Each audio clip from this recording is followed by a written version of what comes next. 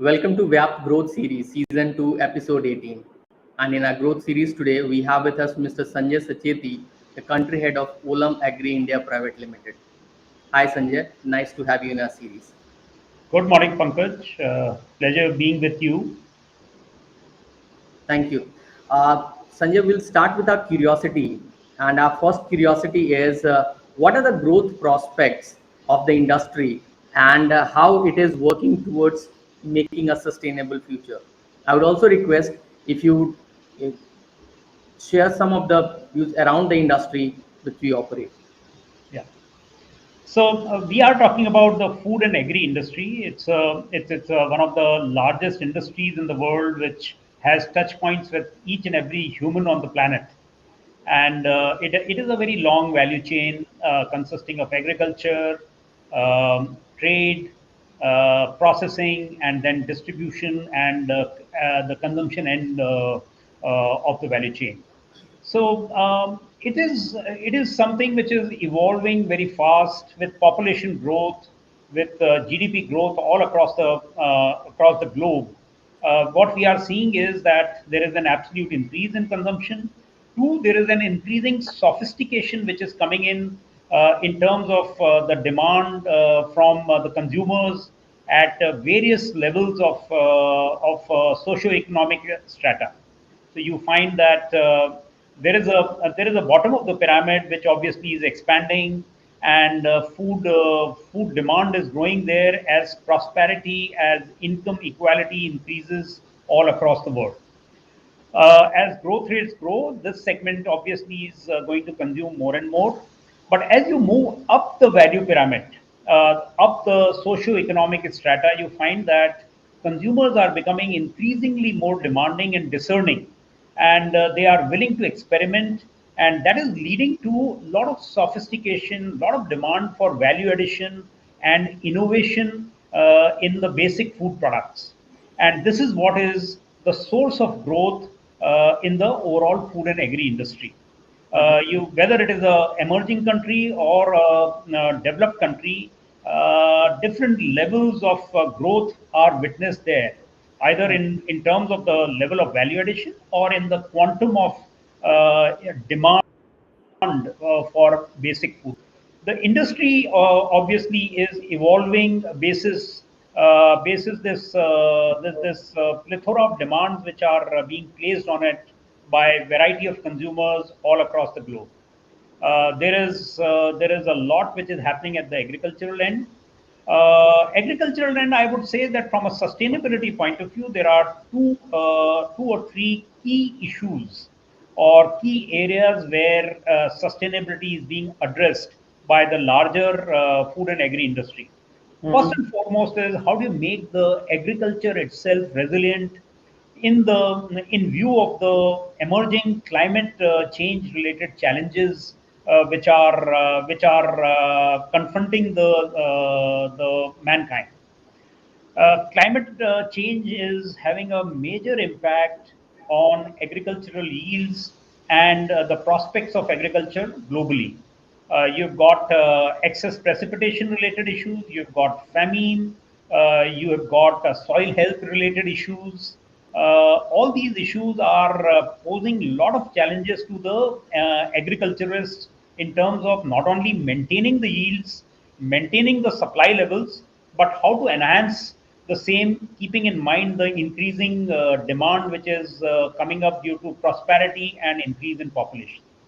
Mhm. So, adoption of climate smart agriculture all across, be it in irrigation, be it in the way seeds are being developed, which are climate resilient seeds, the kind of fertilizers and other inputs which are now being provided to the agricultural sector.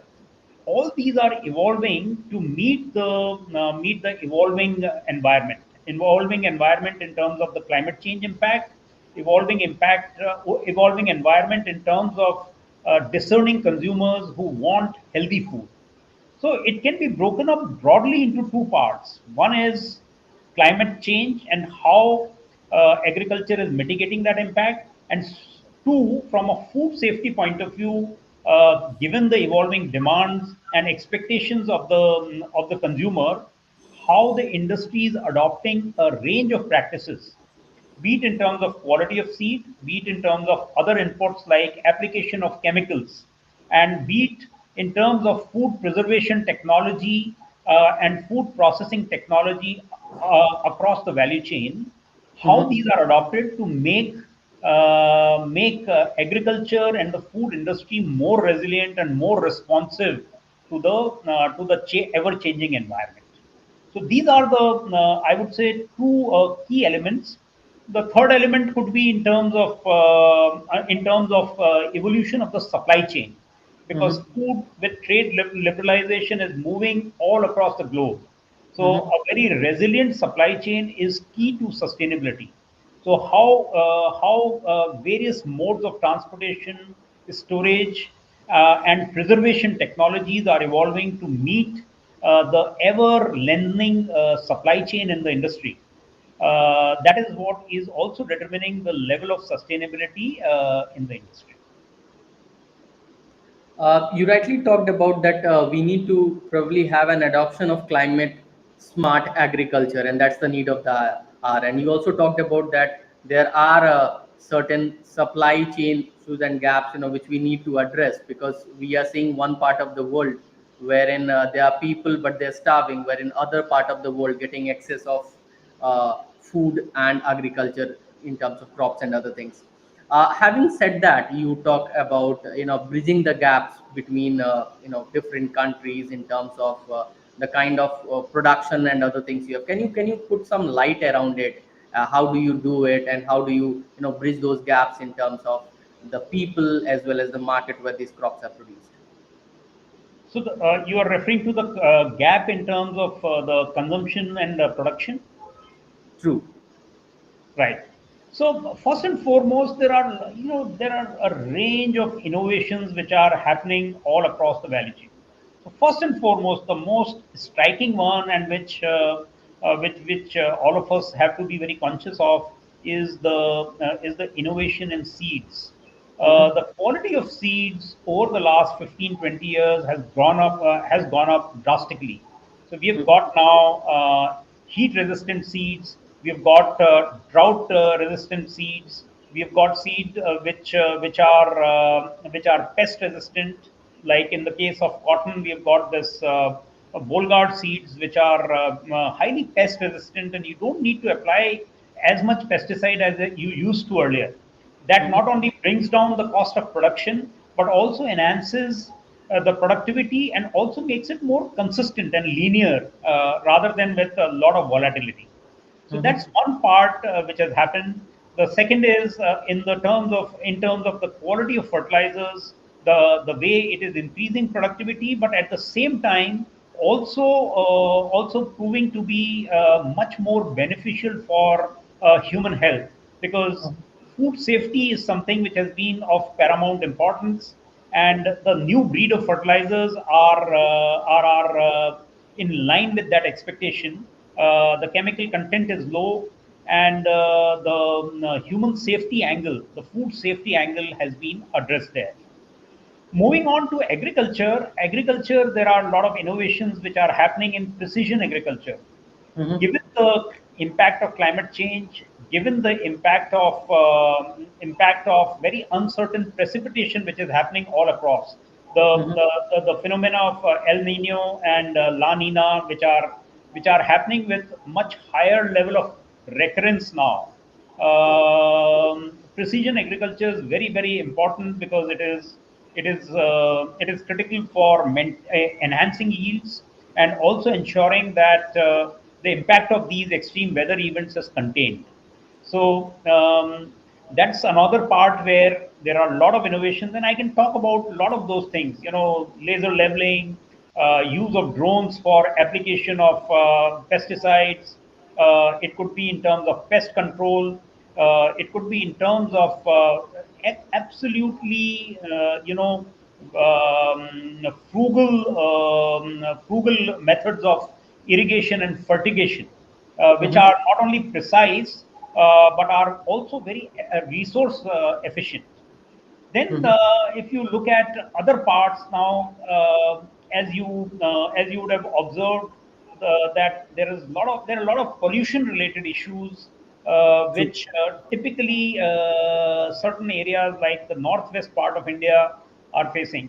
So the crop residue management practices which have come up, where the Mhm. crop residue is treated, recycled, or is used to generate either ethanol or power. Uh, Okay. those kind of innovations are path breaking in nature. True. So that's where you would see a lot of impact being created in the supply chain. Mhm. Then it's about food innovation, the kind of food which is coming up, low glycemic food, very specific customized diets which are being developed on the consumption side, which are Mhm. which are programmable or customizable at individual level. I mean, those kind of innovations are really path breaking and very, very focused and well directed for consumer requirements. You talked about a lot of innovation happening, and you talked about how we are taking care of different problems also related to environment through a lot of innovations in the agro sector. Can you also talk about what are the direct and indirect opportunities of employment coming in this particular segment? Because we have been seeing a growth in this agro industry for the last many years, and considering the kind of fact that every country is going for a food security for its people, obviously it's the innovation happening is going to increase in future as well. Can you also talk about the direct and indirect employment which this particular segment is going to produce in future? So, first part, let's look at agriculture, the beginning of the value chain. Agriculture has always been, absorbing a lot of people, and what is happening there is not really, increase in employment, but redirecting of employment. Okay. So, as precision agriculture, as agriculture is farming as a service gains momentum across countries. A Mhm. new variety of jobs are coming up, which are in the field of agriculture as a service, farming as a Mhm. service, FAS as it is called, where delivery of harvesting services, delivery of tilling services, delivery of pest management services, all those services which a farmer require. A lot of job generation happens there. It may lead to farming becoming more resource efficient in terms of requiring lesser farming hands, but a new breed of more knowledge based and high impact jobs are being created in agriculture extension services. So I gave a few examples. Then the other part where there is an explosion which is happening is in agri logistics and storage. Uh, Traditionally, in emerging markets, the farmer was responsible for most of it. But now all that is getting outsourced. Stronger hands are moving in agri logistics and storage.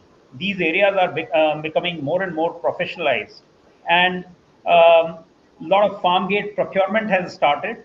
Depending upon the lay of the land, India could be different than let's say some African countries or Latin American countries, but at various levels, as farm gate procurement picks up and farmers are not supposed to bring goods to their mandis, you find that newer jobs are coming up in logistics, in post harvest logistics, in storage, in delivery to the next link in the value chain, which is, let's say, it could be the food processing industry, it could be horeca, or it could be modern retail.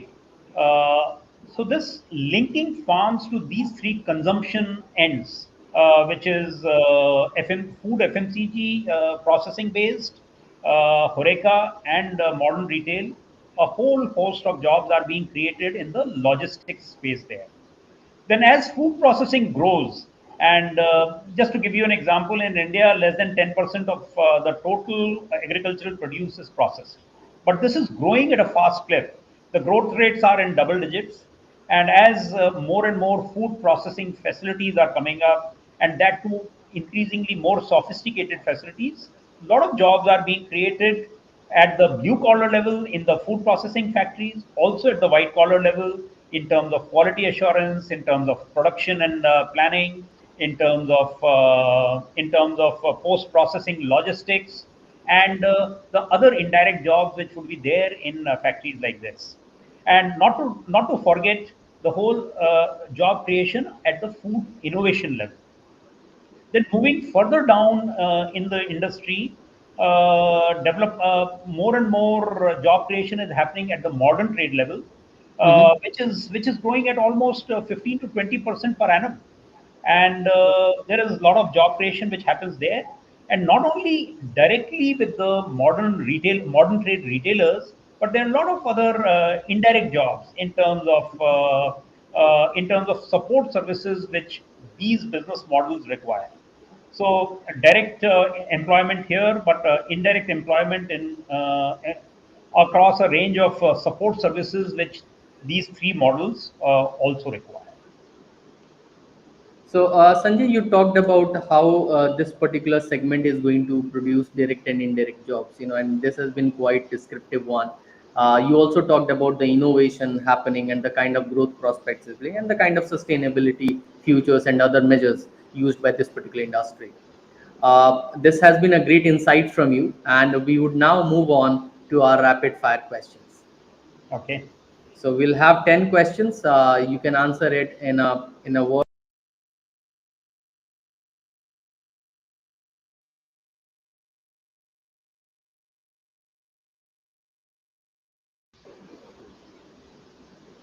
10 questions in rapid fire round, and you can answer it in one word or in a maximum of a sentence. So are I you hope you ready? don't stump me here. Fair enough. So we'll start with the first one. Your favorite day of the week.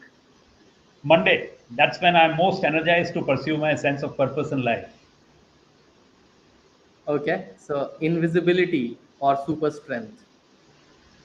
Well, this is contextual.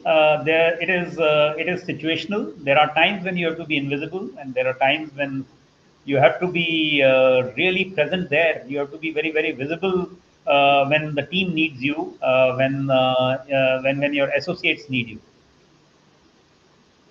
Favorite junk food. I'm a foodie. I'm a Marwadi. Chaat and Italian food both are my favorites. Okay. Giving presents or getting presents. Both both have their own unique pleasure. Getting presents, when loved ones present you something, I think that also gives you a very it's a unique feeling of gratitude and love. Name a word that starts with a letter Q. Oh, I can think of quarantine right now. We have just come out of COVID, right? Cake or pie. Cake, cake for me. Climb a mountain or jump from a plane. Which would you choose? Climb a mountain. Okay. Who's your favorite superhero character? Well, going back to the old days, Chacha Chaudhary used to be a favorite. My generation grew on Chacha Chaudhary comics. Okay, so Chacha Chaudhary is your favorite character. Favorite type of tea, Favorite type masala chai. masala chai, and your favorite indoor game. That would be table tennis. Okay, so this was 10 on 10 for you in rapid fire round, and you have been honest enough to answer all those questions in one word or a maximum of a sentence. We would now go forward with our fourth curiosity, which is about you as a leader. And we have seen that there are many, many factors which shape a leader, the kind of decisions he takes and the kind of work he does. But at the same point of time, it also comes from the lessons which you learn from your teachers, from your parents in school, at home, as well as in your corporate life. So, what are the memorable lessons did you learn from your mentors, and how it has impacted your leadership style? So whether I was an Arjun who had an active mentor, or whether I was an Eklavya who learned by observation, regardless of that, I think one lesson which has stayed with me is that all people, everybody requires a sense of purpose in life, and it is a misnomer when you think that the greatest motivation for humans or any of your team members are to work and deliver is monetary benefits.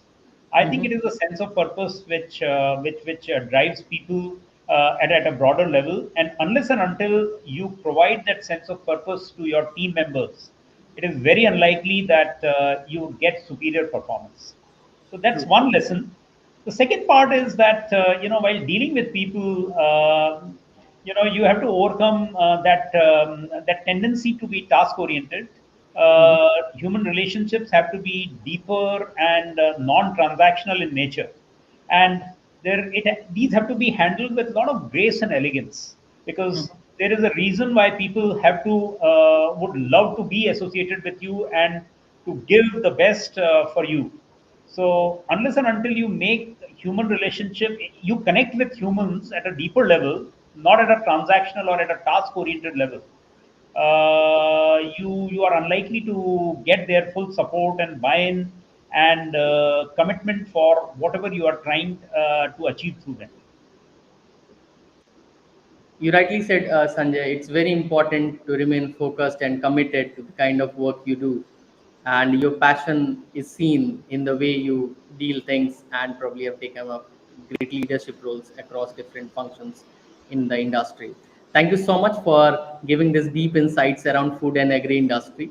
And we see some bullish market ahead and the kind of growth story which is going to come in the future. Thank you so much, Sanjay, for being a part of our growth series. My pleasure. Thanks so much for the opportunity, Pankaj. All the very best. Thank you.